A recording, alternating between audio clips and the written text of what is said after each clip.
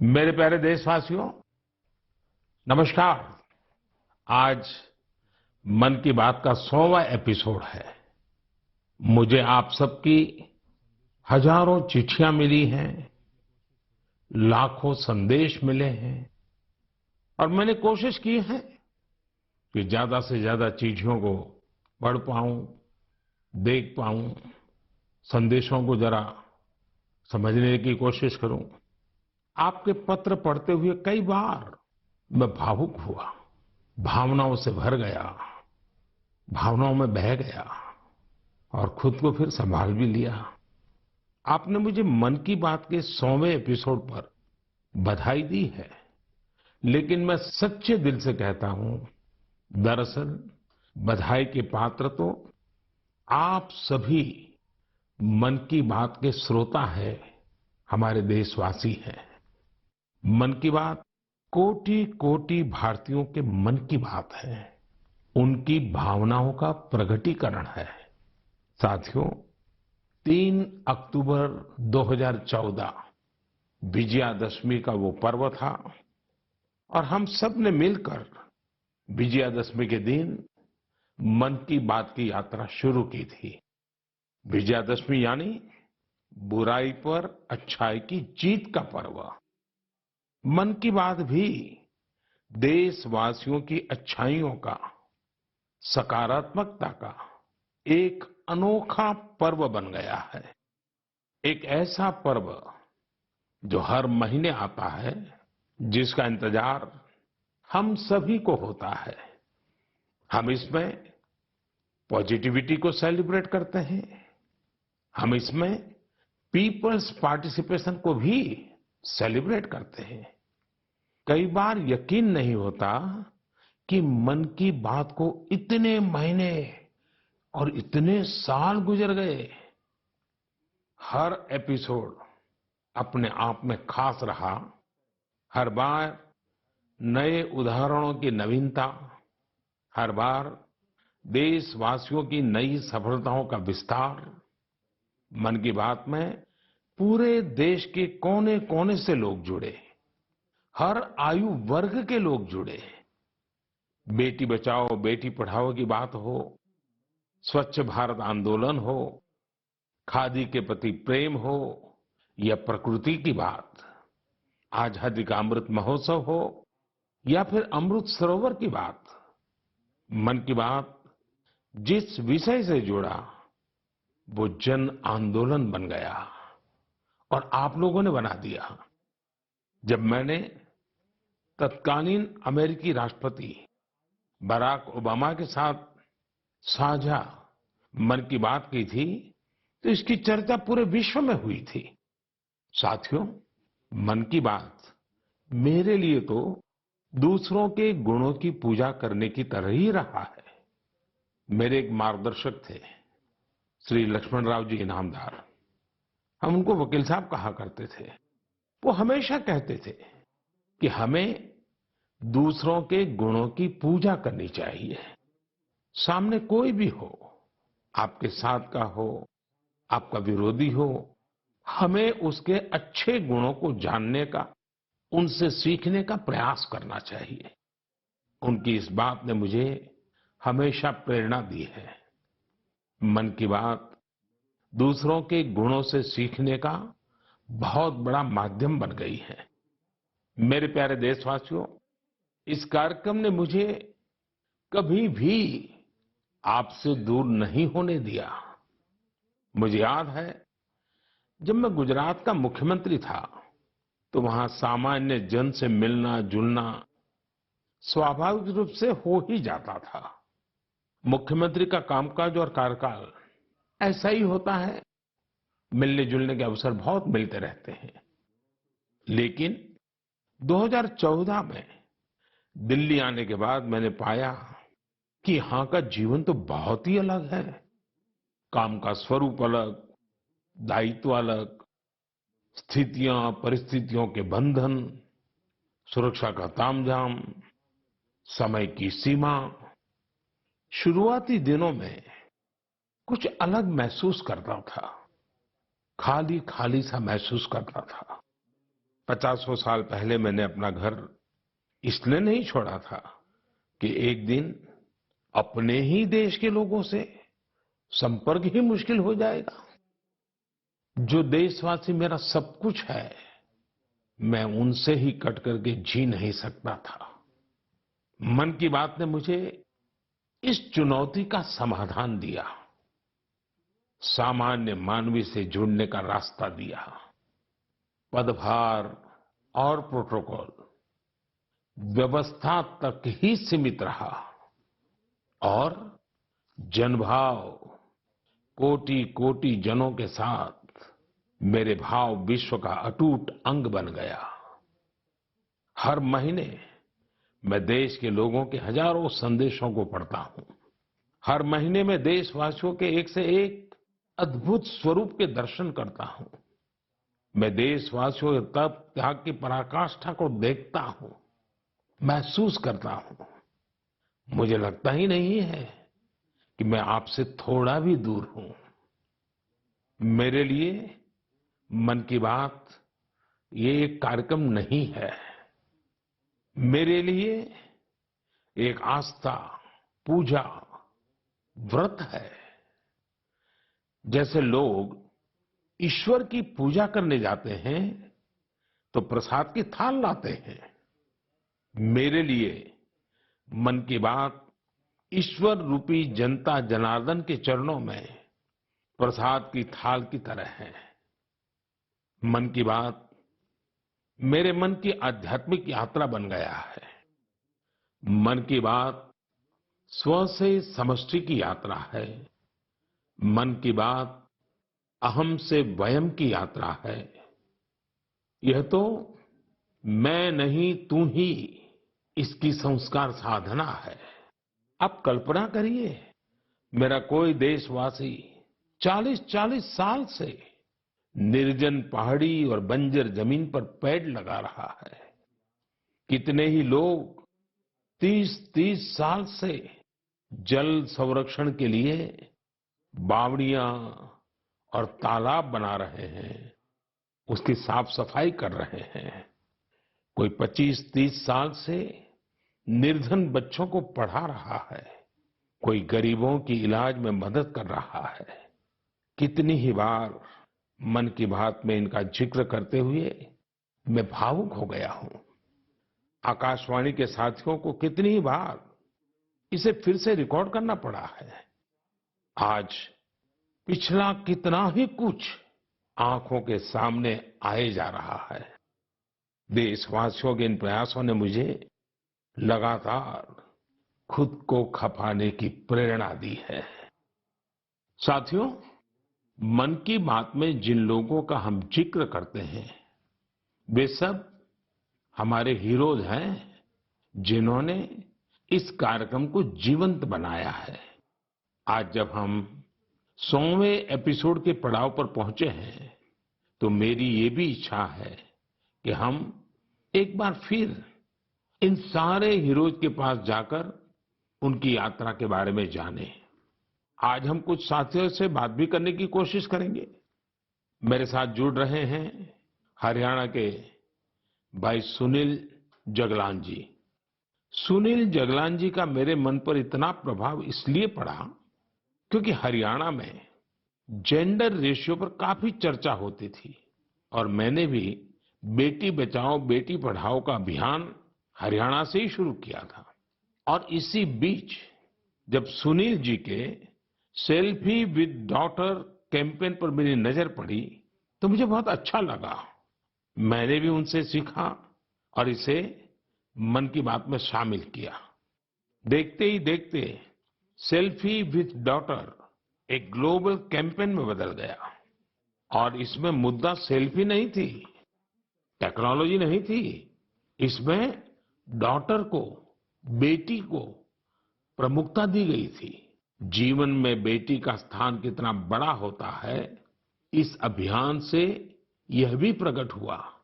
ऐसे ही अनेकों प्रयासों का परिणाम है कि आज हरियाणा में जेंडर रेशियो में सुधार आया है। आइए आज सुनील जी से ही कुछ गप मार लेते हैं। नमस्कार सुनील जी। नमस्कार सर। मेरी खुशी बहुत बढ़ गई है सर आपकी आवाज सुनकर।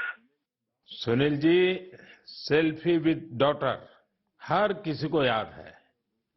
अब जब इसकी फिर चर्चा हो रही है तो आपको कैसा लग रहा है? प्रधानमंत्री जी, ये असल में आपने जो हमारे प्रदेश हरियाणा से पानीपत की चौथी लड़ाई बेटियों के चेहरे पे मुस्कुराहट लाने के लिए शुरू की थी, जिसे आपके नेतृत्व में पूरे देश ने जीतने की कोशिश की है, तो वाकई ये मेरे लिए और हर बेटी के पिता और बेटियों को चाहने वालों के लिए बहुत बड़ी बात है। सुनील जी, अब आपकी बिटिया कैसी है? आजकल क्या कर रही है? जी, मेरी बेटियां नंदनी और याचिका है। एक 7th क्लास में पढ़ रही है, एक 4th क्लास में पढ़ रही है और आपकी बड़ी प्रशंसक हैं। आपकी उन्होंने आपके लिए थैंक यू प्राइम मिनिस्टर करके अपनी क्लासमेट्स जो हैं लेटर भी लिखवाए थे असल में। वाह वाह वाह वाह। अच्छा, बिटिया को आप मेरा और मन की बात के श्रोताओं का खूब सारा आशीर्वाद दीजिए। बहुत बहुत शुक्रिया जी। आपकी वजह से देश की बेटियों के चेहरे पे लगातार मुस्कान बढ़ रही है। बहुत बहुत धन्यवाद सुनील जी। जी शुक्रिया। साथियों, मुझे इस बात का बहुत संतोष है कि मन की बात में हमने देश की नारी शक्ति की सैकड़ों प्रेरणादायी गाथाओं का जिक्र किया है। चाहे हमारी सेना हो या फिर खेल जगत हो, मैंने जब भी महिलाओं की उपलब्धियों पर बात की है उसकी खूब प्रशंसा हुई है। जैसे हमने छत्तीसगढ़ के देउर गांव की महिलाओं की चर्चा की थी। ये महिलाएं स्वयं सहायता समूहों के जरिए गांव के चौराहों, सड़कों और मंदिरों की सफाई के लिए अभियान चलाती हैं। ऐसे ही तमिलनाडु की वो आदिवासी महिलाएं जिन्होंने हजारों इको फ्रेंडली टेराकोटा कप्स निर्यात किए, उनसे भी देश ने खूब प्रेरणा ली। तमिलनाडु में ही 20,000 महिलाओं ने साथ आकर वेल्लोर में नाग नदी को पुनर्जीवित किया था। ऐसे कितने ही अभियानों को हमारी नारी शक्ति ने नेतृत्व दिया है और मन की बात उनके प्रयासों को सामने लाने का मंच बना है। साथियों, अब हमारे साथ फोन लाइन पर एक और सज्जन मौजूद है। इनका नाम है मंजूर अहमद। मन की बात में जम्मू कश्मीर की पेंसिल स्लेट्स के बारे में बताते हुए मंजूर अहमद जी का जिक्र हुआ था। मंजूर जी, कैसे हैं आप? थैंक यू सर, बड़े अच्छे से है सर। मन की बात के इस 100वें एपिसोड में आपसे बात करके मुझे बहुत अच्छा लग रहा है। Thank you sir. अच्छा, ये पेंसिल स्लेट्स वाला काम कैसा चल रहा है? बहुत अच्छे से चल रहे हैं सर, बहुत अच्छे से। जब से सर आपने हमारी बात मन की बात में कही सर, तब से बहुत काम बढ़ गया सर, और दूसरों को भी रोजगार यहाँ बहुत बड़ा है इस काम में। कितने लोगों को अब रोजगार मिलता होगा? अभी मेरे पास 200 प्लस है। अरे वाह। मुझे बहुत खुशी हुई। जी सर, जी सर। अभी 1-2 महीने में अभी मैं इसको एक्सपांड कर रहा हूँ कि और 200 लोगों को रोजगार बढ़ जाएगा सर। वाह वाह वाह।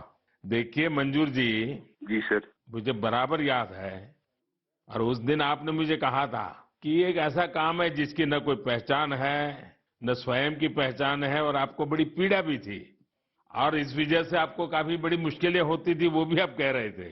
लेकिन अब तो पहचान भी बन गई और 200 से ज्यादा लोगों को रोजगार दे रहे हैं। जी सर, जी सर। और नया एक्सपांशन करके और 200 लोगों को रोजगार दे रहे हैं। ये तो बहुत खुशी की खबर दी आपने।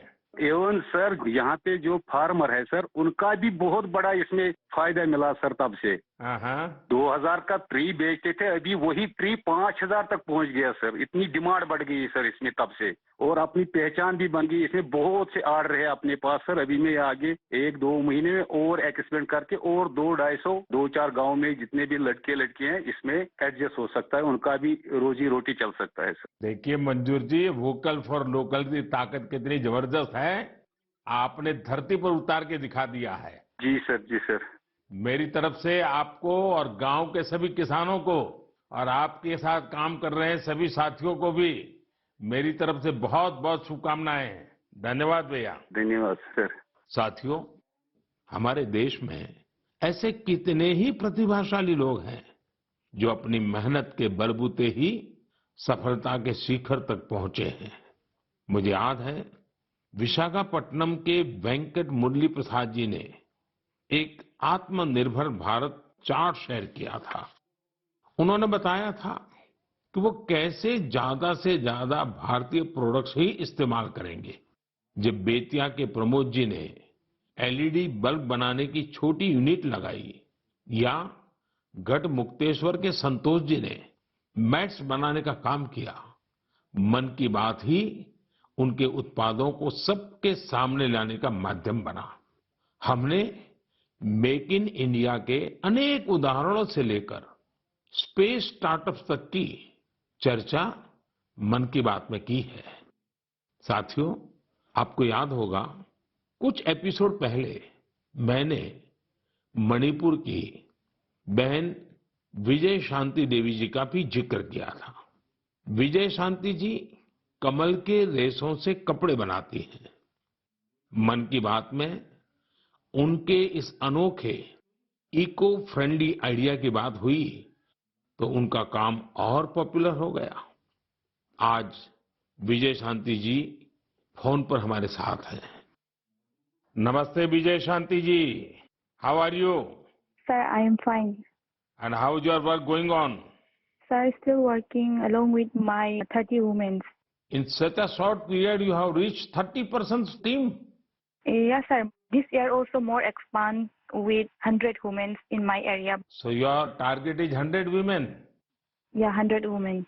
And now people are familiar with this lotus stem fiber? Yes, sir. Everyone know from Man Ki Baat program all over India. So now it's very popular. Yes, sir. From Prime Minister Man Ki Baat program, everyone knows about the lotus fiber. So now you got the market also. Yes, sir. I have got a market from USA also. They want to buy in bulk, in large quantities. But I want to give from this year to send the US also. So now you are exporter. Yes, sir. From this year, I export our product made in India, lotus fiber. So when I say vocal for local and now local for global. Yes, sir.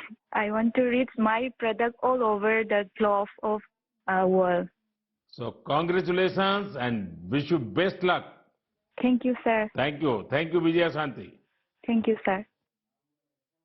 साथियों, मन की बात की एक और विशेषता रही है। मन की बात के जरिए कितने ही जन आंदोलन ने जन्म भी लिया है और गति भी पकड़ी है। जैसे हमारे खिलौने, हमारी टॉय इंडस्ट्री को फिर से स्थापित करने का मिशन मन की बात से ही तो शुरू हुआ था।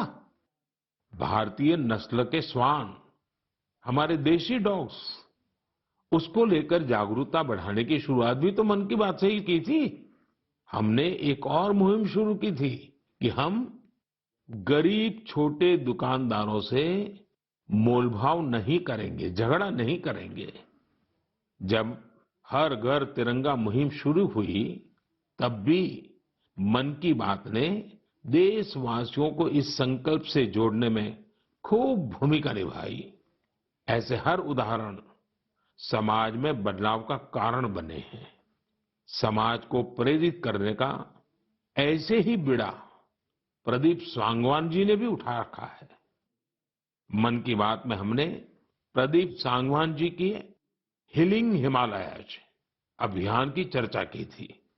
वो फोन लाइन पर हमारे साथ हैं। प्रदीप जी नमस्कार। सर जय हिंद। जय हिंद, जय हिंद भैया। कैसे हैं आप? सर बहुत बढ़िया, आपकी आवाज सुनकर और भी अच्छी। आपने हिमालय को हील करने को सोची। हाँ जी सर। अभियान भी चलाया।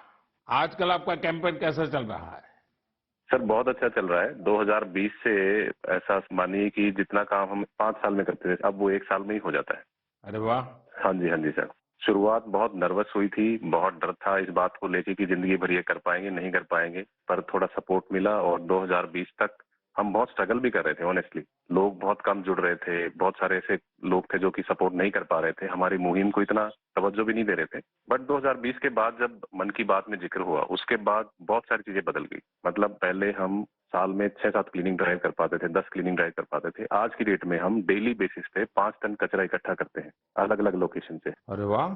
मन की बात में जिक्र होने के बाद आप सर बिलीव करें मेरी बात को कि मैं ऑलमोस्ट गिव अप करने की स्टेज पे था एक टाइम पे, और उसके बाद फिर बहुत सारा बदलाव आया मेरे जीवन में और चीजें इतनी स्पीड अप हो गई कि जो चीजें हमने सोची नहीं थी। सो आई एम रियली थैंकफुल कि पता नहीं कैसे हमारे जैसे लोगों को आप ढूंढ लेते हैं, कौन इतनी दूर दराज एरिया में काम करता है, हिमालय के क्षेत्र में जाके बैठ के हम काम कर रहे हैं, सॉल्टिट्यूड पे काम कर रहे हैं, वहां पे आपने ढूंढा हमें, हमारे काम को दुनिया के सामने लेके आए। तो मेरे लिए बहुत इमोशनल मोमेंट था तब भी और आज भी कि मैं हमारे देश के जो प्रथम सेवक हैं उनसे मैं बातचीत कर पा रहा हूँ। मेरे लिए इससे बड़ी सौभाग्य की बात नहीं हो सकती। प्रदीप जी, आप तो हिमालय के चोटियों पर सच्चे अर्थ में साधना कर रहे हैं और मुझे पक्का विश्वास है अब आपका नाम सुनते ही लोगों को याद आ जाता है कि आप कैसे पहाड़ों की स्वच्छता अभियान में जुड़े हैं।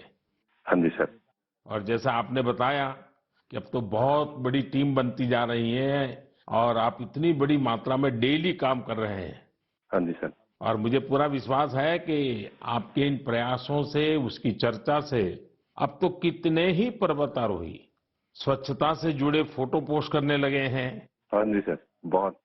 ये अच्छी बात है। आप जैसे साथियों के प्रयास के कारण west is also a wealth, ये लोगों के दिमाग में अब स्थिर हो रहा है और पर्यावरण की भी रक्षा हो रही है और हिमालय का जो हमारा गर्व है उसको संभालना, संवारना, वो सामान्य मानवी जुड़ रहा है। प्रदीप जी, बहुत अच्छा लगा मुझे। बहुत बहुत धन्यवाद भैया। Thank you sir, thank you so much. जय हिंद। साथियों, आज देश में टूरिज्म बहुत तेजी से ग्रो कर रहा है। हमारे ये प्राकृतिक संसाधन हो, नदियां, पहाड़, तालाब या फिर हमारे तीर्थ स्थल हो, उन्हें साफ रखना बहुत जरूरी है। ये टूरिज्म इंडस्ट्री की बहुत मदद करेगा। पर्यटन में स्वच्छता के साथ साथ हमने इनक्रेडिबल इंडिया मूवमेंट की भी कई बार चर्चा की है। इस मूवमेंट से लोगों को पहली बार ऐसे कितनी जगहों के बारे में पता चला जो उनके आसपास ही थे। मैं हमेशा ही कहता हूं कि हमें विदेशों में टूरिज्म पर जाने से पहले हमारे देश के कम से कम 15 टूरिस्ट डेस्टिनेशन पर जरूर जाना चाहिए। और यह डेस्टिनेशन जिस राज्य में आप रहते हैं वहां के नहीं होने चाहिए, आपके राज्य से बाहर किसी अन्य राज्य के होने चाहिए। ऐसे ही हमने स्वच्छ सियाचिन, सिंगल यूज प्लास्टिक और ई वेस्ट जैसे गंभीर विषयों पर भी लगातार बात की है। आज पूरी दुनिया पर्यावरण के जिस इशू को लेकर इतना परेशान है, उसके समाधान में मन की बात का ये प्रयास बहुत अहम है। साथियों, मन की बात को लेकर मुझे इस बार एक और खास संदेश यूनेस्को की डीजी ऑद्रे ऑजुले का आया है। उन्होंने सभी देशवासियों को 100 एपिसोड की इस शानदार जर्नी के लिए शुभकामनाएं दी हैं। साथ ही उन्होंने कुछ सवाल भी पूछे हैं। आइए पहले यूनेस्को की डीजी के मन की बात सुनते हैं। Namaste, Excellency, dear Prime Minister. On behalf of UNESCO, I thank you for this opportunity to be part of the 100th episode of the Man Ki Baat radio broadcast. UNESCO and India have a long common history. We have very strong partnerships together in all areas of our mandate: education, science, culture, and information. And I would like to take this opportunity today to talk about the importance of education. UNESCO is working with its member states to ensure that everyone in the world has access to quality education by 2030. With the largest population in the world, could you please explain the Indian way to achieving this objective? UNESCO also works to support culture and protect heritage. And India is chairing the G20 this year. World leaders will be coming to Delhi for this event. Excellency, how does India want to put culture and education at the top of the international agenda? I once again thank you for this opportunity and convey my very best wishes through you to the people of India. À bientôt. Merci beaucoup. Thank you, Excellency. I am happy to interact with you in the 100th Man Ki Baat program. I am also happy that you have raised the important issues of education and culture. साथियों, UNESCO की DG ने education और cultural preservation यानी शिक्षा और संस्कृति संरक्षण को लेकर भारत के प्रयासों के बारे में जानना चाहा है। ये दोनों ही विषय मन की बात के पसंदीदा विषय रहे हैं। बात शिक्षा की हो या संस्कृति, उसके संरक्षण की बात हो या संवर्धन की, भारत की यह प्राचीन परंपरा रही है। इस दिशा में आज देश जो काम कर रहा है वो वाकई बहुत सराहनीय है। नेशनल एजुकेशन पॉलिसी हो या क्षेत्रीय भाषा में पढ़ाई का विकल्प हो, एजुकेशन में टेक्नोलॉजी इंटीग्रेशन हो, आपको ऐसे अनेक प्रयास देखने को मिलेंगे। वर्षों पहले गुजरात में बेहतर शिक्षा देने और ड्रॉप आउट रेट्स को कम करने के लिए गुणोत्सव और शाला प्रवेश उत्सव जैसे कार्यक्रम जन भागीदारी की एक अद्भुत मिसाल बन गए थे। मन की बात में हमने ऐसे कितने ही लोगों के प्रयासों को हाईलाइट किया है जो निस्वार्थ भाव से शिक्षा के लिए काम कर रहे हैं। आपको याद होगा, एक बार हमने ओडिशा में ठेले पर चाय बेचने वाले स्वर्गीय डी प्रकाश राव जी के बारे में चर्चा की थी, जो गरीब बच्चों को पढ़ाने के मिशन में लगे हुए थे। झारखंड के गांवों में डिजिटल लाइब्रेरी चलाने वाले संजय कश्यप जी हो, कोविड के दौरान ई लर्निंग के जरिए कई बच्चों की मदद करने वाली हेमलता एनके जी हो, ऐसे अनेक शिक्षकों के उदाहरण हमने मन की बात में लिए हैं। हमने कल्चरल प्रिजर्वेशन के प्रयासों को भी मन की बात में लगातार जगह दी है। लक्षद्वीप का कुम्मेल ब्रदर्स चैलेंजर्स क्लब हो या कर्नाटका के क्वेमश्री जी कला चेतना जैसे मंच हो, देश के कोने कोने से लोगों ने मुझे चिट्ठी लेकर ऐसे उदाहरण भेजे। हमने उन 3 कॉम्पिटिशन्स को लेकर भी बात की थी जो देशभक्ति पर गीत, लोरी और रंगोली से जुड़े थे। आपको ध्यान होगा, एक बार हमने देश भर के स्टोरी टेलर्स से स्टोरी टेलिंग के माध्यम से शिक्षा की भारतीय विधाओं पर चर्चा की थी। मेरा अटूट विश्वास है कि सामूहिक प्रयास से बड़ा बदलाव लाया जा सकता है। इस साल हम जहां आजादी के अमृतकाल में आगे बढ़ रहे हैं, वहीं G20 की अध्यक्षता भी कर रहे हैं। यह भी एक वजह है कि एजुकेशन के साथ साथ डाइवर्स ग्लोबल कल्चर्स को समृद्ध करने के लिए हमारा संकल्प और मजबूत हुआ है। मेरे प्यारे देशवासियों, हमारे उपनिषदों का एक मंत्र सदियों से हमारे मानस को प्रेरणा देता आया है, चरैवेति चरैवेति चरैवेति, चलते रहो चलते रहो चलते रहो। आज हम इसी चरैवेति चरैवेति की भावना के साथ मन की बात का 100वां एपिसोड पूरा कर रहे हैं। भारत के सामाजिक ताने बाने को मजबूती देने में मन की बात किसी भी माला के धागे की तरह है जो हर मनके को जोड़े रखता है। हर एपिसोड में देशवासियों के सेवा और सामर्थ्य ने दूसरों को प्रेरणा दी है। इस कार्यक्रम में हर देशवासी दूसरे देशवासी की प्रेरणा बनता है। एक तरह से मन की बात का हर एपिसोड अगले एपिसोड के लिए जमीन तैयार करता है। मन की बात हमेशा सद्भावना, सेवा भावना और कर्तव्य भावना से ही आगे बढ़ा है। आजादी के अमृत काल में यही पॉजिटिविटी देश को आगे ले जाएगी, नई ऊंचाई पर ले जाएगी। और मुझे खुशी है कि मन की बात से जो शुरुआत हुई वो आज देश की नई परंपरा भी बन रही है। एक ऐसी परंपरा जिसमें हमें सबका प्रयास की भावना के दर्शन होते हैं। साथियों, मैं आज आकाशवाणी के साथियों को भी धन्यवाद दूंगा जो बहुत धैर्य के साथ इस पूरे कार्यक्रम को रिकॉर्ड करते हैं। वो ट्रांसलेटर्स जो बहुत ही कम समय में बहुत तेजी के साथ मन की बात का विभिन्न क्षेत्रीय भाषाओं में अनुवाद करते हैं, मैं उनका भी आभारी हूं। मैं दूरदर्शन के और माय गॉव के साथियों को भी धन्यवाद देता हूं। देश भर के टीवी चैनल्स, इलेक्ट्रॉनिक मीडिया के लोग जो मन की बात को बिना कॉमर्शियल ब्रेक के दिखाते हैं, उन सभी का मैं आभार व्यक्त करता हूं। और आखिरी में मैं उनका भी आभार व्यक्त करूंगा जो मन की बात की कमान संभाले हुए हैं, भारत के लोग, भारत में आस्था रखने वाले लोग।